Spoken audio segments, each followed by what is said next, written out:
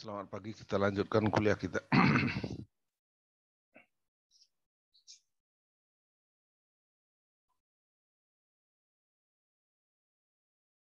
Kita melanjutkan kuliah kita, saya share screen dulu ya. Kedengaran Ketua?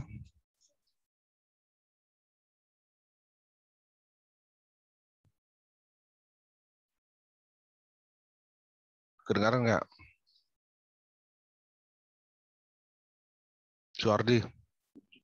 Kedengaran, Pak. Oke. Pak.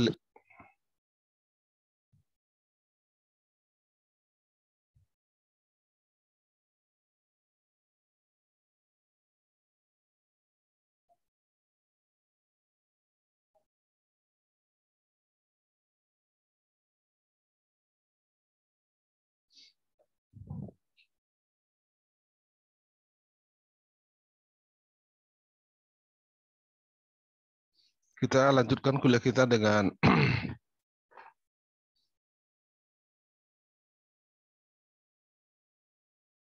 buka bukunya masing-masing, ada mulai dari halaman 10 ya, mulai halaman 10. Kita akan cepat karena sudah saya berikan pengertian dasar dengan lambat. Baik. Sebagaimana yang saya jelaskan di kuliah sebelumnya bahwa sumber keragaman yang menyebabkan nilai-nilai pengamatan bervariasi, ada yang berasal dari sumber yang dapat dijelaskan dan ada dari sumber yang tidak dapat dijelaskan. Yang dimaksud dengan sumber yang dapat dijelaskan itu adalah perlakuan kita atau pengelompokan. Sumber keragaman yang tidak dapat dijelaskan yaitu faktor-faktor di luar dari perlakuan dan kelompok atau di luar dari sumber-sumber yang dapat dijelaskan tadi, yang kita sebut kemudian adalah galat. Nah, kalau kita bandingkan keragaman yang dapat dijelaskan dengan keragaman yang tidak dapat dijelaskan, kita peroleh angka, karena keragaman yang dapat dijelaskan adalah angka. Keragaman yang tidak dapat dijelaskan itu juga angka. Jadi kalau kita bandingkan, kita perolehlah angka yang kita simbolkan dengan F, F besar. Ya. Cara menulisnya F besar. Itu di halaman 10. Ya, di halaman 10. Nah, bagaimana cara menghitung F itu adalah apa yang disebut dengan ragam. Pada buku kita sebut rataan kuadrat di halaman 11. Jadi rataan kuadrat dari sumber keragaman yang dapat dijelaskan dibagi dengan rataan kuadrat dari keragaman yang tidak dapat dijelaskan, yaitu galat. Halaman 11 ya. Nah, kalau kita hitung itu satu persatu sumber keragaman itu dapat kita hitung, dapat dilihat di buku tersebut. Dan kita lanjutkan sekarang menguji hipotesis. Halaman 16 ya, halaman 16. Pada awal perkuliahan kita sudah definisikan apa yang dimaksud dengan perancangan percobaan. Ada kata kunci di situ, menguji hipotesis. Nah, hipotesis adalah jawaban sementara terhadap masalah. Jawaban sementara.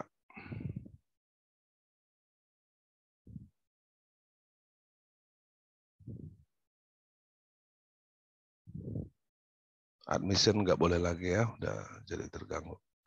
Ada 81 orang, padahal kita 87, jadi 4 orang tidak hadir. Nanti saya catat. Mudah-mudahan ada waktu, nanti saya fotokan semua. Baik.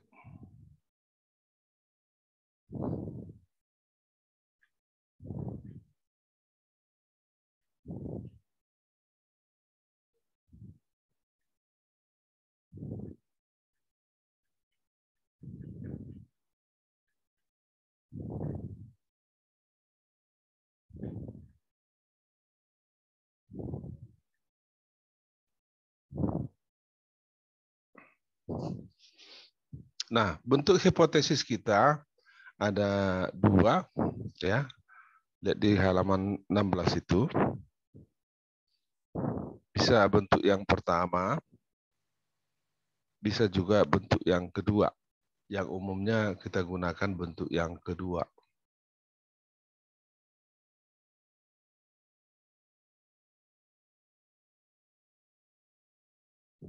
Misalnya gini, H0, ya kalian sudah belajar statistik, tahu itu H0, ya, tahu H1. Ya, hipotesis 0 dan hipotesis 1. Hipotesis 1, hipotesis tandingan, ya. Lihat di halaman 16, ya. Bisa bentuknya seperti ini, dan ini umumnya yang kita lakukan. Yaitu P1 bar sama dengan P2 bar, sama dengan P3 bar, sama dengan dan seterusnya PT bar. Pada hipotesis 0 ini berarti tidak ada perbedaan di antara perlakuan, tidak ada pengaruh yang berbeda di antara perlakuan. Hipotesis tandingannya adalah setidaknya ada satu taraf perlakuan yang pengaruhnya berbeda nyata dari atau sangat nyata dari pengaruh perlakuan lainnya. Nah, untuk menguji hipotesis itu benar, apakah H0 bisa diterima atau tidak, maka kita hitung F hitung. Yaitu perbandingan dari ragam dari yang dapat dijelaskan dengan ragam yang tidak dapat dijelaskan. Kita sebut ini rataan kuadrat KP, P ini perlakuan, dibagi dengan rataan kuadrat dari galat, G ini adalah galat. Kemudian nilai F hitung itu kita bandingkan dengan nilai tabel. Ya, nilai tabel. Pada buku itu ada pada tabel pada lampiran. Nah, kalau kalian mendownloadnya dari repository, coba cek nanti apakah sudah termasuk tabelnya. Kalau tidak, nanti ingatkan saya ketua untuk men-scan-nya dan menyebarkannya di grup, ya ketua. Lihat nanti apa yang sudah kalian print out itu apakah ada tabel lampiran. Kalau tidak tabel lampiran, nanti beritahu di grup, ya ketua, supaya saya upload di grup WA. Nah, nilai dari F hitung itu ya diindekskan seperti ini, dihitung, dibandingkan dengan nilai tabel. Sebelum saya lanjutkan, F itu adalah kependekan dari ahli statistika Amerika Serikat yang namanya Fisher. Ya, Fisher. Untuk menghormati dia, maka disebut dengan tabel F Fisher. Karena dialah penemu sistem ini. Nah, perbandingan antara F hitung dengan F tabel itu bisa diuji pada probabilitas 95% atau alfa 0,05. Ini juga kalian sudah mengerti itu melalui statistik apa yang dimaksud dengan 0,05. Jadi kalau F hitung itu lebih kecil atau sama dengan F tabel, maka H0 diterima. Berarti tidak ada perbedaan pengaruh dari perlakuan itu. Kalau F hitungnya lebih besar daripada 0,05, berarti H0 ditolak. H1 yang diterima, berarti ada perbedaan pengaruh dari taraf-taraf perlakuan tersebut. Nah, pengujian juga bisa dilakukan dengan lebih teliti, yaitu pada alfa 0,01 atau pada P 99%. Oke. Kalau F hitungnya lebih besar dari F tabel 0,01, maka H0 ditolak atau H1 diterima. Dan pernyataannya adalah terdapat perbedaan yang sangat signifikan. Jadi, sangat nyata antara pengaruh perlakuan. Jadi kalau pada uji alfa 0,05, sebut kalau ada perbedaan disebut berbeda nyata. Kalau pada alfa 0, uji pada alfa 0,01 disebut sangat nyata. Atau dalam bahasa Inggrisnya highly significant. Nah, pada uji F ini dengan demikian, kalau nyata dia atau sangat nyata dia, menunjukkan adanya perbedaan pengaruh antar taraf perlakuan. Hanya itu yang ditunjukkan. Bahwa pengaruh antar taraf perlakuan itu berbeda nyata atau sangat nyata.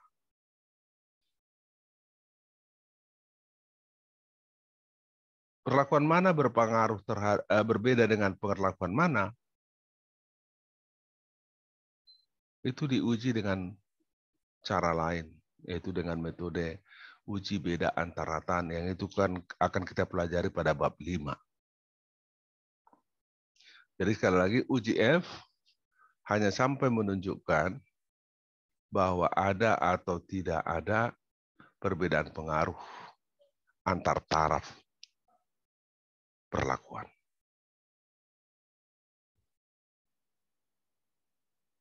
Nah, hasil perhitungan-perhitungan sidik ragam itu, pada proses sidik ragam itu, hasil-hasil perhitungannya itu dimasukkanlah ke dalam tabel yang disebut dengan tabel sidik ragam. Itu lihat di halaman 18. Di halaman 18.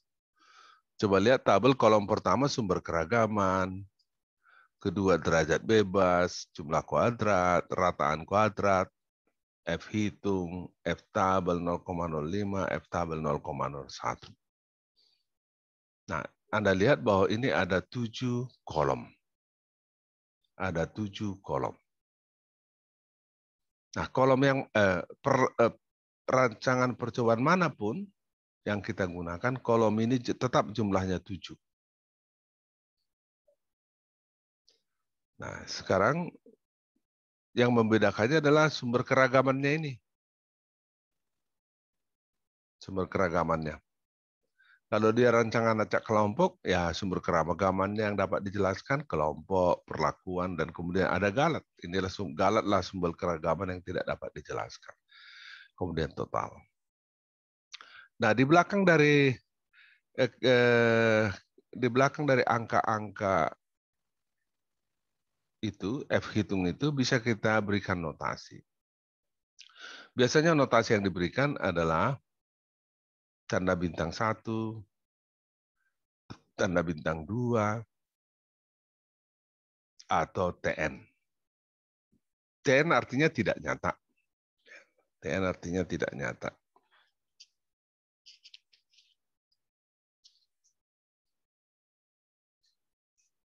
Bintang 1 artinya nyata. Atau sering ada juga menjelaskan N, nyata. Itu artinya pada uji alfa 0,05. Bintang 2 sangat nyata. Atau disingkat juga dengan SN. Itu pada uji alfa 0,01. Nah, kita lanjutkan dengan rancangan untuk percobaan non-faktorial. Lihat di halaman 19. Halaman 19.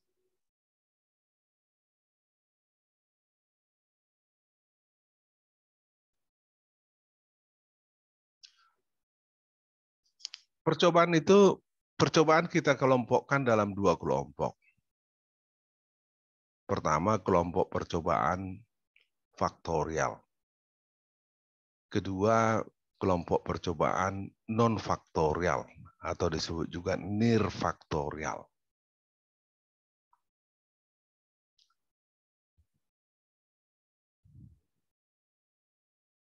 Pertama kita bicarakan dulu yang kedua, yaitu percobaan non-faktorial atau nirfaktorial. Pada percobaan non-faktorial ini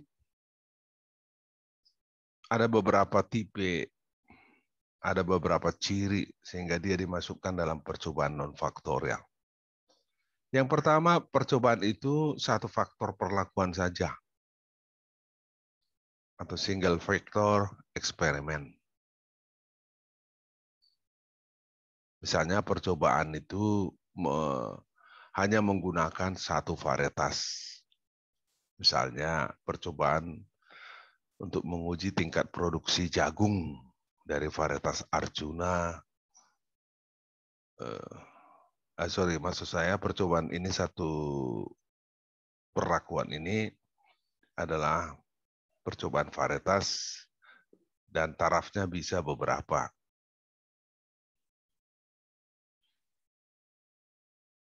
Jadi percobaan misalnya ingin membuktikan perbedaan produksi jagung dari varietas.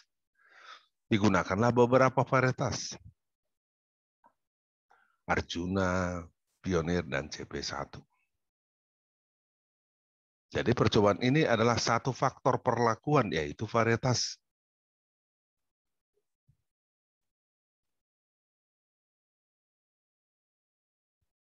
Faktornya itu terdiri dari 3 taraf, yaitu Arjuna, Pionir, dan CPI1. Contoh yang lain adalah percobaan membuktikan pengaruh pupuk urea. Yang dipakai pupuk urea saja, berarti faktor perlakuannya adalah pupuk urea.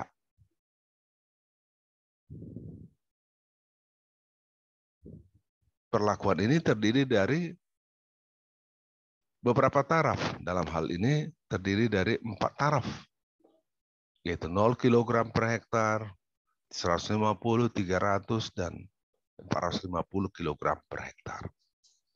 Jadi sejauh ini dengan demikian istilah perlakuan, istilah taraf sudah jelas buat kita. Di THP misalnya ada percobaan pengaruh bahan pengawet tocopherol. Inilah perlakuannya. Tarafnya 0, 100, 200, 300 ppm. Kemudian yang kedua adalah percobaan terdiri dari beberapa faktor mandiri yang berbeda. Ketiga, percobaan yang menggunakan faktor yang tidak dikombinasikan. Beberapa faktor tapi tidak dikombinasikan. Atau gabungan dari, nomor 4, gabungan dari butir-butir di atas.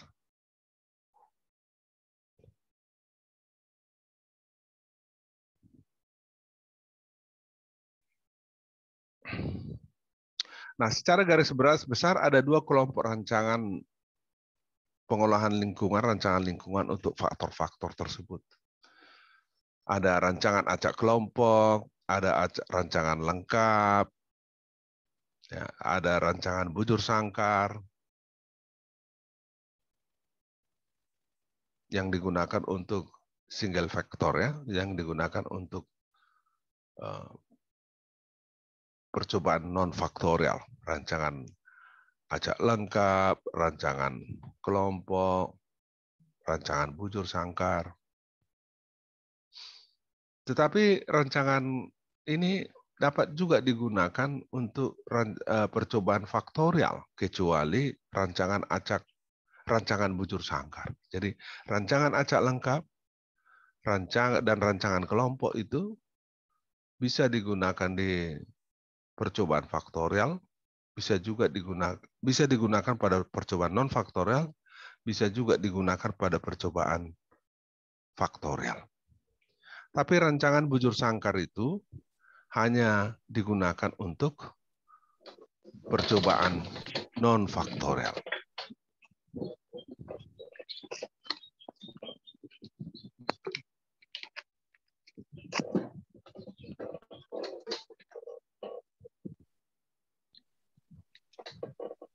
Tutup dulu mikrofon kalian.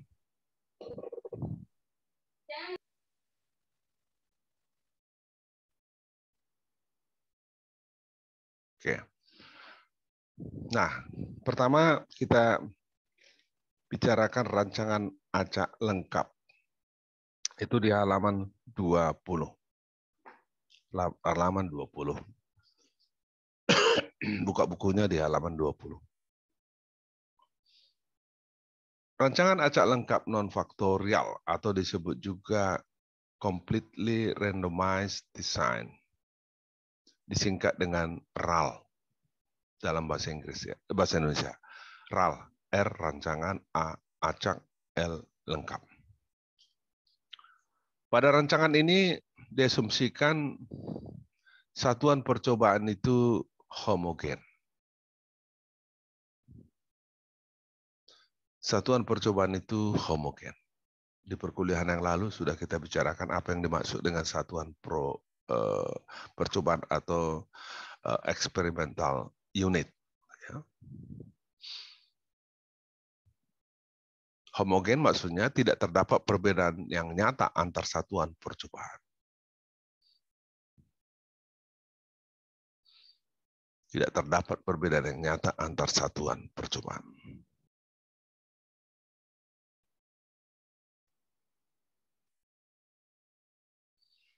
Nah, taraf-taraf yang akan diletakkan pada satuan percobaan itu harus dipilih secara random. Nanti kita tunjukkan bagaimana kita membuat random atau acak.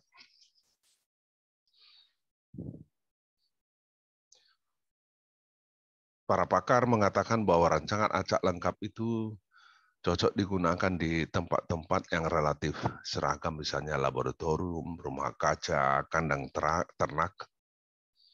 Tapi faktanya tidak seperti itu. Memang ketiga tempat ini lingkungannya bisa relatif homogen. Tapi tergantung di laboratoriumnya.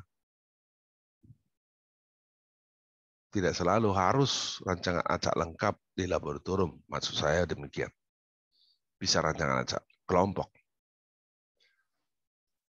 Ya. Jangan salah mengerti bahwa seolah-olah kalau di laboratorium maka harus rancangan acak lengkap. Enggak seperti itu.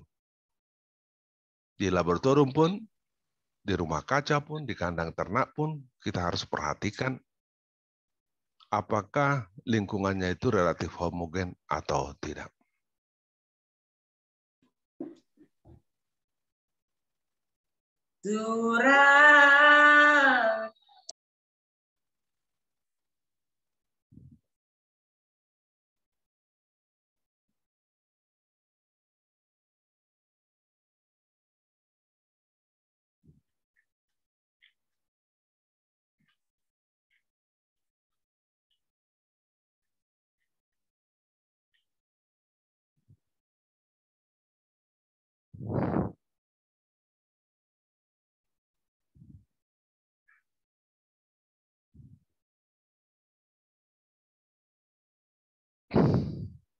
Nah, kita sudah pelajari sebelumnya bahwa hubungan antara perlakuan dengan respons bisa kita nyatakan dalam model matematik.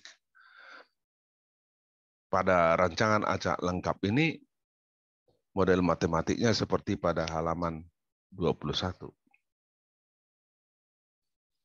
Yaitu nilai pengamatan YIJ ini dipengaruhi oleh perlakuan, tau I, dan galat, epsilon IJ. Jadi variasi nilai-nilai pengamatan disebabkan oleh perbedaan taraf perlakuan dan galat. Nah, oleh karena itu, misalkan kita buat percobaan kita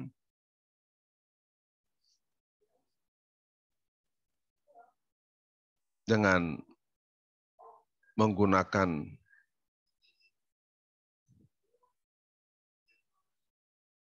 contoh dari teknologi hasil pertanian untuk memudahkan kita memahami rancangan acak lengkap ini. Oke. Misalkan percobaan kita adalah ingin menguji pengaruh lama penyimpanan terhadap kadar air minyak olein.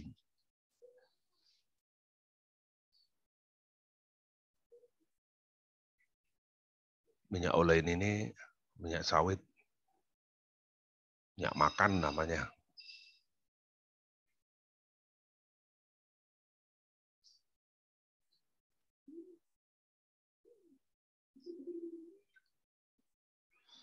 Ya, kita tahu bahwa Wah, ini mau habis waktu ini. Kita tahu bahwa minyak itu kalau dibiarkan di udara terbuka bisa mengalami hidrolisis, mengakibatkan makin banyak kandungan air di dalam minyak itu dan minyak menjadi bau tengik.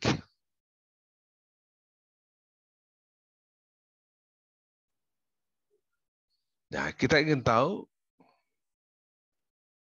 hubungan antara lama penyimpanan dengan proses banyaknya air yang dibentuk dalam minyak itu.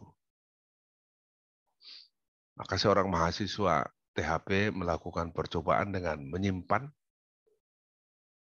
minyak olein ini selama 0 hari, 14 hari, 28 hari, 42 hari, dan 56 hari.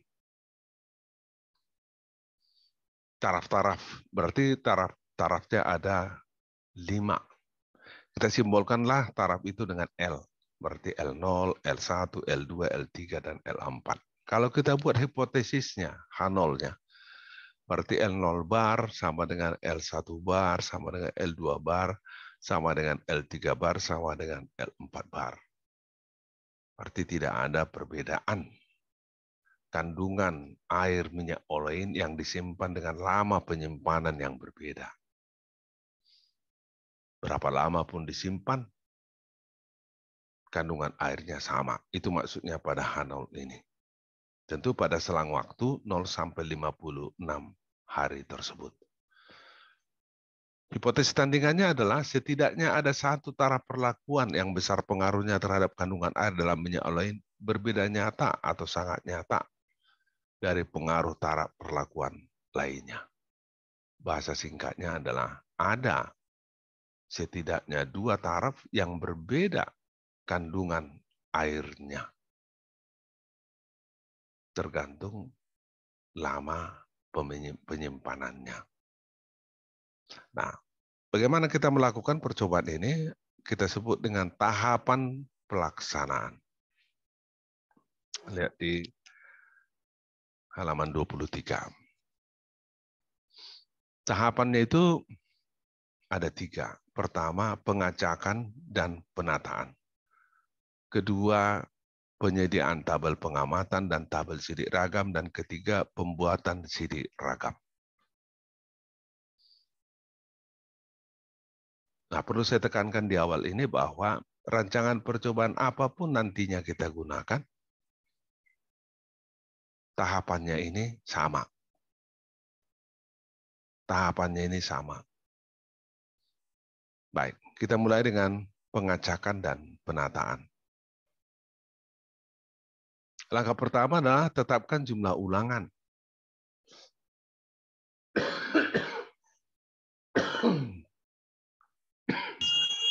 Maaf Pak, izin Pak. Ya. Boleh saya keluar dari Meet Pak? Nama saya sudah dipanggil vaksin kedua Pak. Siapa namamu? Andre Senturi Pak. Ya, silakan. Baik, terima kasih ya Pak.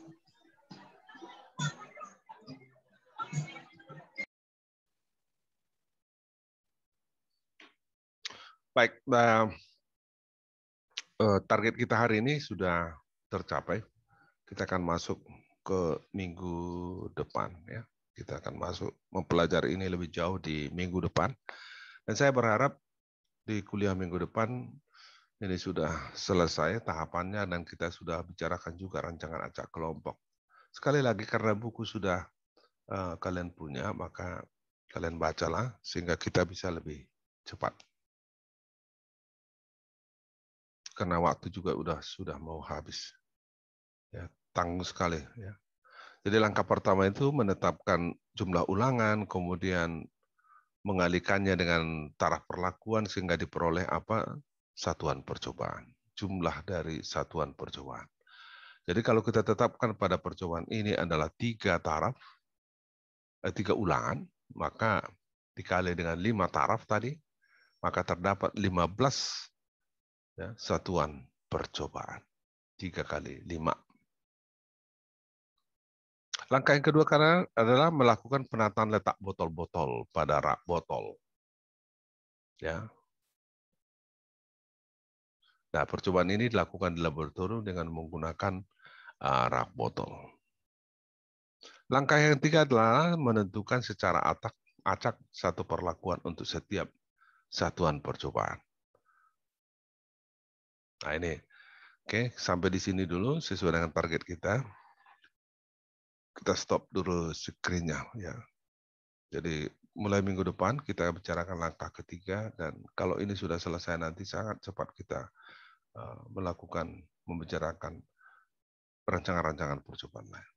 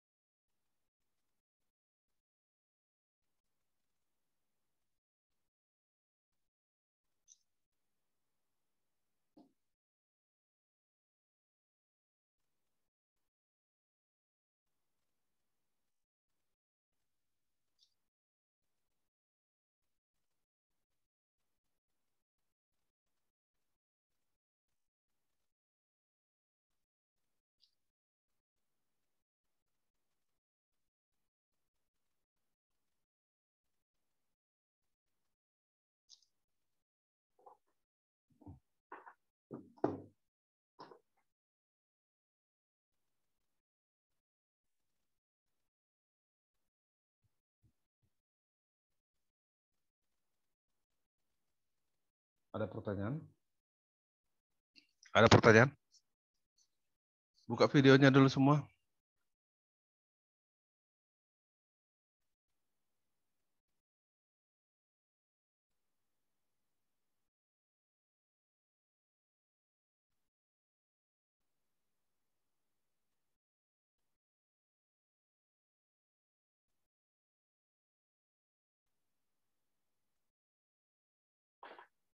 Monica?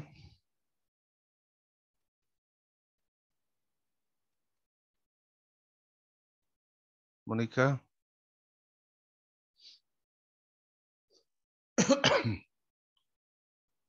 Galvin?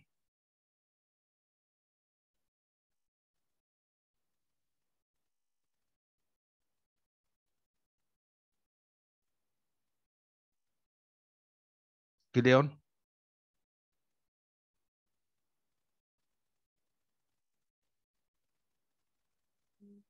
Austin?